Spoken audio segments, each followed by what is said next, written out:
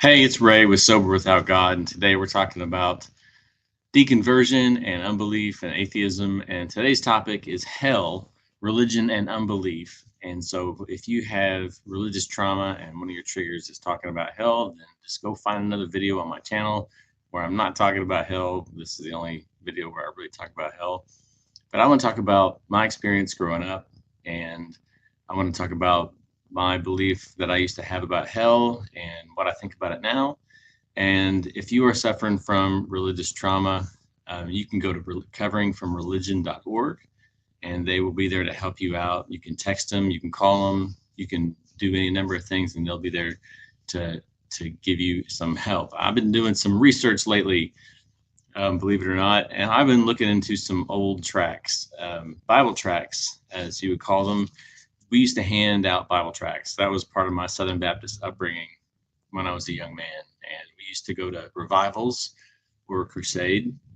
And if you're unfamiliar with revival, that's where a bunch of people get together once or twice a year under a tent or in a church, and you have a series of preachers or just one preacher who would preach a gospel message and try to get people saved. Or if you had a big crusade, man, back in the day when I was little, this is how I got saved. That we had a Billy Graham type crusade where you'd fill a huge building like a basketball arena, and you would get a great big speaker who was really well known, and you would invite all your friends and anybody who didn't know Jesus, and they would preach a sermon about the gospel of Jesus Christ and how we're all sinners, that you were born sinful. This is the basis of the gospel message, is that you were born sinful. You can't do anything to save yourself.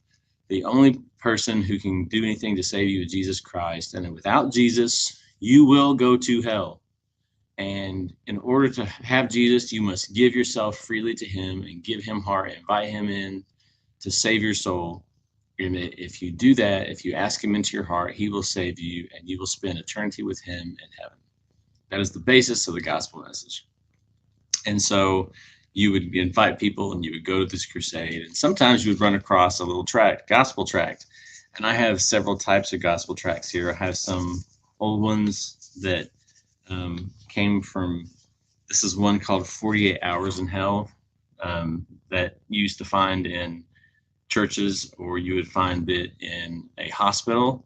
And this one is, I used to see it a lot, but you would read it and it would tell about this guy who was, I think, a coal miner, and he got hit in the head or whatever and passed out, and he saw Satan and his demons, and they were telling him he was thirsty and tired and he was just not having it, and he could see paradise on the other side and he could see all his friends, but he knew was when he woke up that they were like, oh, you were dead. And he woke up and he's like, I don't want to go to hell. And I received Jesus on the spot.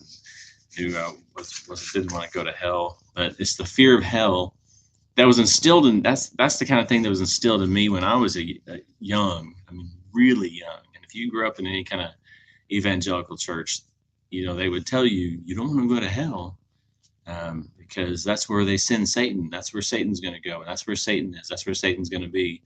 And it's flames and it's fire. And the Bible describes it as being a place of darkness, and yet describes it as being a place of flames, and it describes it as a place of eternal punishment and torment. And if you don't have Jesus in your heart, that is where you will spend eternity. And it's interesting in this, well, I'll show you an old gospel tract first. These are chick tracts. Right here, this is what's called a chick tract.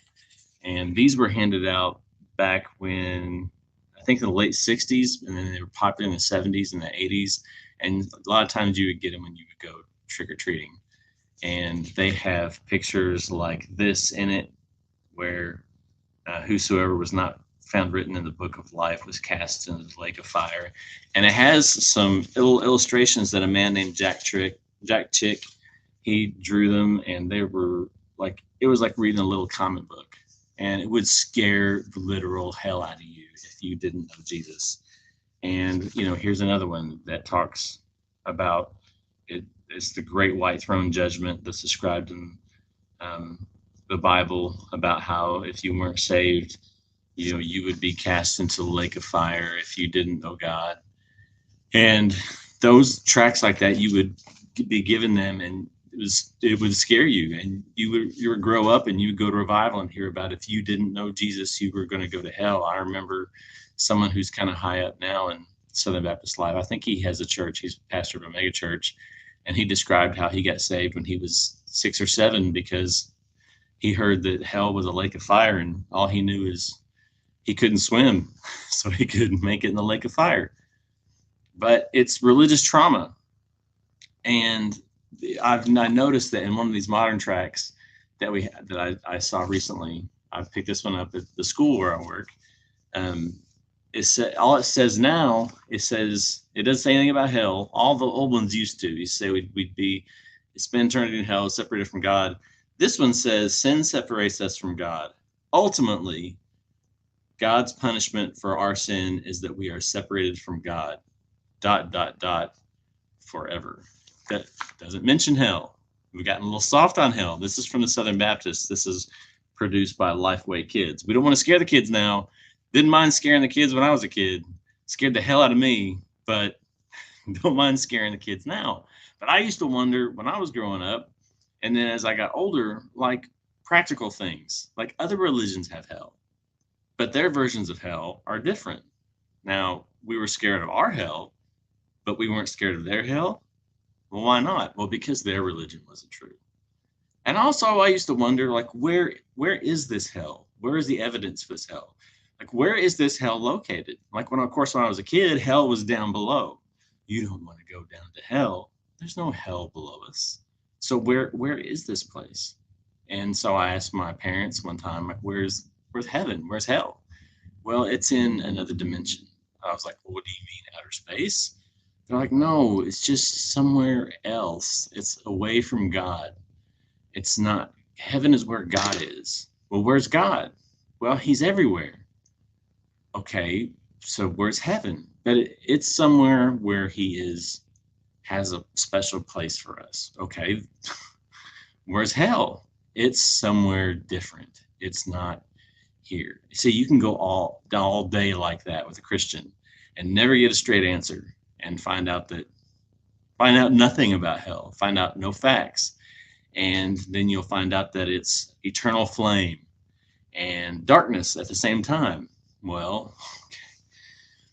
And then there was a book written a few years ago, over 10 years ago, I think, called Love Wins. And the author tried to make the case for the annihilation theory, which is that when you die, that we're going to be annihilated. That the idea behind it is that eternal torment isn't fair for us if we commit finite sin. So because we live a finite life, because we only have 0 to 78 years on the earth, why would it be fair for a God to send us to eternal punishment? Guess what? It's not. But that's what he does. But the other idea is, why is it fair that we get eternal reward for, I was just lucky enough to believe in Jesus, so I get eternal reward for that. So obviously it's fair that other people get eternal punishment for that. My real question about hell is this. So God created hell for, the Bible says, for the devil who rebelled against him, who was his head angel, and his angels. So his angels who rebelled against him. So God created that place for the devil and his angels, and you'll be cast into that place if you reject Jesus for your life. So God made this whole place, this whole hell place, just for the devil and his angels and for all those who reject Jesus during their life. And he's got this special dimension, special place just for them. And that place has got to be burning hot, crazy, full of torture and terrible and awful darkness, whatever, however they try to describe it. Whether it's metaphorical or literal, doesn't matter, but it's a place of eternal torment. So God can make that place and keep the lights on and create and keep it going and use all that energy to create another dimension or another location and keep that place churning and burning and rolling and going to punish humanity and punish people who probably haven't heard the gospel of Jesus Christ for all this freaking time, but he can't save the 20,000 people who die every day for hunger. He can't seem to get the homeless problem fixed. He can't seem to solve the cancer problem. So God he can make a horrible place of eternal punishment, but he's obviously not capable of fixing problems we have right now. I mean, it's okay. He can pay the power bill in hell. I mean, that's not a problem for him. I mean, that's easy. He's got eternal punishment locked down, on ready, on standby, got everybody burning down there. But he can't fix any problem we have, practical problem, right here, right now. Doesn't make any sense at all to me. That's just my view of hell. Yours might be different. Leave a comment in the section below if you have different ideas on hell. It honestly, a lot of stuff in the Bible, once you start going through it, doesn't make a lot of sense. So thanks for joining me today on Sober Without God, and I'll see you on Saturday with Saturday Book Review. Hope you have a wonderful day.